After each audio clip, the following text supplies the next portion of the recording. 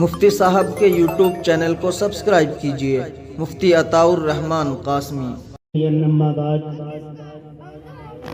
قال الله تبارك وتعالى في القرآن المجيد والفرقان الحميد: وما أرسلناك إلا رحمة للعالمين۔ آئے دنیا میں بہت پاک و مکرم بن کر، آئے دنیا میں بہت پاک و مکرم بن کر، آیا نہ کوئی رحمت عالم بن کر۔ اسٹیج پر جلوہ افروز میر کارواں، میر مجلس، صدر جمعیت علماء ہند ضلع سہارنپور، حضرت مولانا سید حبیب اللہ مدنی صاحب اور دیگر موقر ترین علماء کرام، اصل میں اللہ تبارک و تعالی نے سرکار دو عالم تاجدار مدینہ محمد عربی صلی اللہ علیہ وسلم کو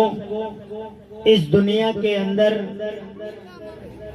رحمت للعالمین بنا کر بھیجا۔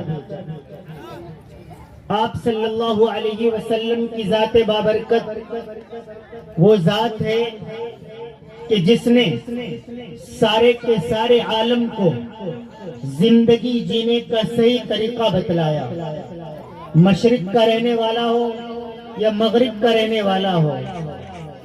کسی بھی مذہب کا ماننے والا ہو اور کسی بھی خطے کا رہنے والا ہو، نبی کریم صلی اللہ علیہ وسلم کا طریقہ، آپ صلی اللہ علیہ وسلم کا اسوہ، دنیا و آخرت کی کامیابی کا راز اسی کے اندر ہے۔ نبی کریم صلی اللہ علیہ وسلم کی تعلیمات کو عام کرنا اس دور کے اندر کئی جماعتیں اس کی ترویج و اشاعت میں مصروف عمل ہیں۔ ان میں سب سے اہم ترین جماعت، موقر ترین جماعت علماء ربانیین کی جماعت ہے، جو مدارس اسلامیہ کے ذریعے پوری قوم کو، پوری ملت کو وہ راہبر اور رہنما دیتے ہیں، جن کے ذریعے نبی کریم صلی اللہ علیہ وسلم کی تعلیمات آپ تک، ہم تک، اس ملک کے،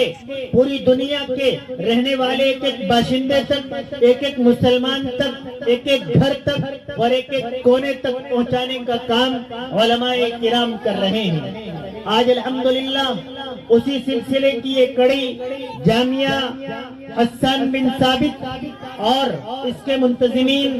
قاری محمد احسان صاحب اور گاؤں کے موقر ترین لوگ جو اس اجلاس کے انعقاد میں روز اول سے بنیاد کے طور پر پوری مضبوطی کے ساتھ قاری صاحب کا تعاون کر رہے ہیں، میں مبارکباد پیش کرتا ہوں کہ اس دور دراز علاقے کے اندر اس پروگرام کا انعقاد کیا اور ملک، بیرون ملک جانی پہچانی جانے والی شخصیات کو مدعو کیا، جن کی زیارت کے لیے آپ اسپار کریں، وہاں پر ملاقات ہو نہ ہو دور کی بات ہے، لیکن آپ کے لیے موقر ترین علماء کرام کو قاری احسان صاحب نے اور ان کی ٹیم نے ماشاءاللہ یہاں نگراج پور کے اندر اس اجلاس کے اندر مدعو کیا۔ یہ ہم سب کے لیے، پورے گاؤں کے لیے، پورے علاقے کے لیے بہت زیادہ برکتوں کی بات ہے۔ میں نے قرآن کریم کی جو آیت تلاوت کی ہے، اللہ تبارک و تعالی نے نبی کریم صلی اللہ علیہ وسلم کو رحمت عالم بنا کر بھیجا تھا۔ آپ کو رحمت للمسلمین نہیں کہا گیا، آپ کو انسانوں کے لیے رحمت نہیں بنایا گیا،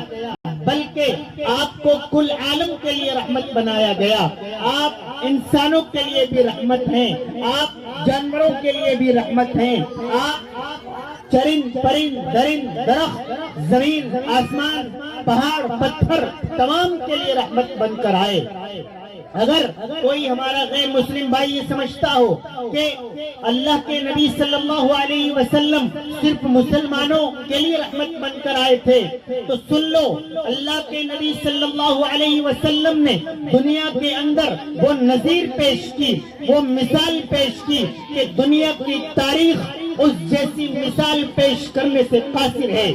اس طریقے پر اپنوں کے بیچ محمد عربی صلی اللہ علیہ وسلم جاتے ہیں تو ان لوگوں کو محسوس ہوتا ہے کہ محمد ہمارے لیے بنائے گئے ہیں۔ اگر آپ غیروں کے اندر جاتے ہیں تو انہیں یہ محسوس ہوتا ہے کہ محمد عربی صلی اللہ علیہ وسلم کو ہمارے لیے اتارا گیا ہے۔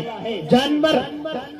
بظاہر آپ سمجھتے ہیں کہ جانور کس طریقے پر نبی کریم صلی اللہ علیہ وسلم کی رحمت کا ذریعہ بن سکتا ہے۔ سن لو، آپ صلی اللہ علیہ وسلم کے پاس ایک اونٹ آیا اور آ کر کہنے لگا، اے اللہ کے نبی، میرا جو مالک ہے وہ میرے ساتھ زیادتی کرتا ہے۔ کس طریقے کی زیادتی کرتا ہے کہ اللہ کے نبی وہ میرے لیے کھانے کا نظم کم کرتا ہے اور مجھ سے کام زیادہ لیتا ہے۔ اللہ کے نبی صلی اللہ علیہ وسلم نے اس کے مالک کو بلایا اور اسے تنبیہ کی کہ آپ جانور کے ساتھ ایسا نہ کیا کریں۔ ہمیں کتابوں کے اندر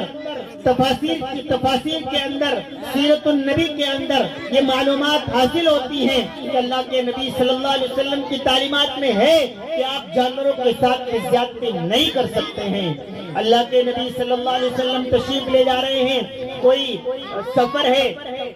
حضرات صحابہ کرام پہلے پہنچ جاتے ہیں، جہاں پر قیام کرنا ہے وہاں کی صفائی وغیرہ کرتے ہیں۔ آپ صلی اللہ علیہ وسلم دور سے دیکھتے ہیں کہ کچھ تھوڑی آگ جلی ہوئی محسوس ہوتی ہے۔ آپ صلی اللہ علیہ وسلم معلوم کرتے ہیں، اے صحابہ کرام، یہ آگ جلانے کی ضرورت کیوں محسوس ہوئی؟ صحابہ کرام نے بتایا، اللہ کے نبی، یہاں کچھ اس طریقے کے بہت چھوٹے چھوٹے جانور تھے جن کی وجہ سے آپ کو اور یہاں قیام کرنے والے صحابہ کرام کو تکلیف پہنچ سکتی تھی، اس لیے ان کی صفائی کر کے کچھ آگ لگا دی گئی۔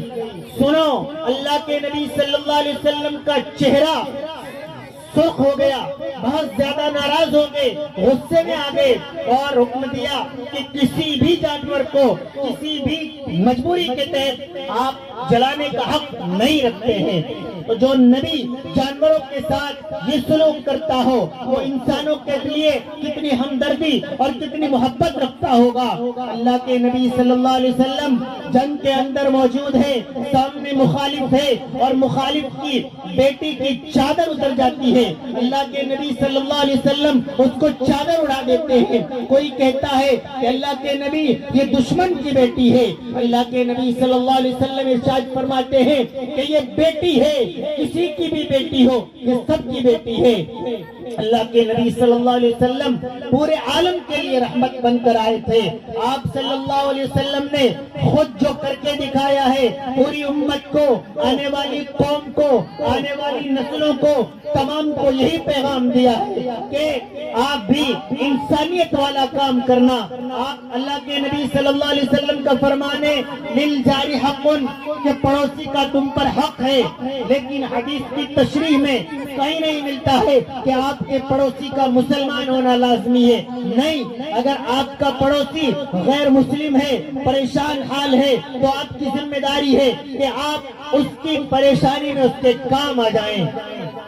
آپ سفر کے اندر ہیں، آپ دیکھتے ہیں کہ کوئی شخص کسی وجہ سے، وہ پیٹرول کی وجہ سے، ٹائر پنچر کی وجہ سے، کسی وجہ سے پریشان حال آپ کو کھڑا نظر آ جائے تو اسلام کی رہنمائی یہ ہے کہ آپ اس کا تعاون کریں بغیر نام معلوم کیے۔ ہو سکتا ہے کچھ گندا ذہن سے رکھنے والے لوگ ایسے ہوں جو نام پوچھ کر تعاون کیا کرتے ہوں یا نام پوچھ کر ظلم کیا کرتے ہوں۔ اسلام، قرآن، نبی کریم صلی اللہ علیہ وسلم کی سیرت، نبی کریم صلی اللہ علیہ وسلم کی تعلیمات ہمیں یہ درس دیتی ہے، ہمیں یہ سبق سکھاتی ہے کہ آپ تعاون کرتے وقت، آپ مدد کرتے وقت، آپ ہیلپ کرتے وقت آپ کسی کا نام معلوم نہیں کریں گے۔ اگر کوئی ضرورت مند ہے تو آپ صرف اور صرف اس کی ضرورت بن کر اس کے کندھے سے کندھا ملا کر کھڑے ہو جائیں گے۔ یہ نبی کریم صلی اللہ علیہ وسلم کی تعلیمات ہیں جن پر الحمدللہ امت مسلمہ پرزور طریقے پر عمل پیرا ہے، اور اس ملک کو، پوری دنیا کو پوری دنیا کے اندر اس ملک سے یہ پیغام دیا جاتا ہے کہ مسلم مخالف طاقتوں کی زیادتیوں کے باوجود اسلام امن کا علمبردار ہے، اسلام امن کا پیغمبردار ہے، اسلام نبی کریم صلی اللہ علیہ وسلم کی تعلیمات پر عمل کرتے ہوئے صرف اور صرف امن کا پیغام دیتا ہے، انسانیت کا پیغام دیتا ہے۔ آج کا یہ اجلاس جس سے قرآن کا پیغام دیا جا رہا ہے، علماء ربانیین مختلف موضوعات پر آپ کو بتائیں گے کہ قرآن کریم ہم سے کیا مطالبہ کر رہا ہے، قرآن کریم ہم سے کیا چاہتا ہے، قرآن کریم کی تعلیمات ہمیں کس جانب لے جانا چاہتی ہیں۔ اس پیغام کو دینے کے لیے ہمارے درمیان موقر ترین مہمان حضرت مولانا سید حبیب اللہ مدنی صاحب موجود ہیں۔ انشاءاللہ تعالی بہت جلد حضرت کا خطاب ہوگا۔ اللہ تبارک و تعالی ہم سب کو عمل کرنے کی توفیق عطا فرمائے۔ وآخر دعوانا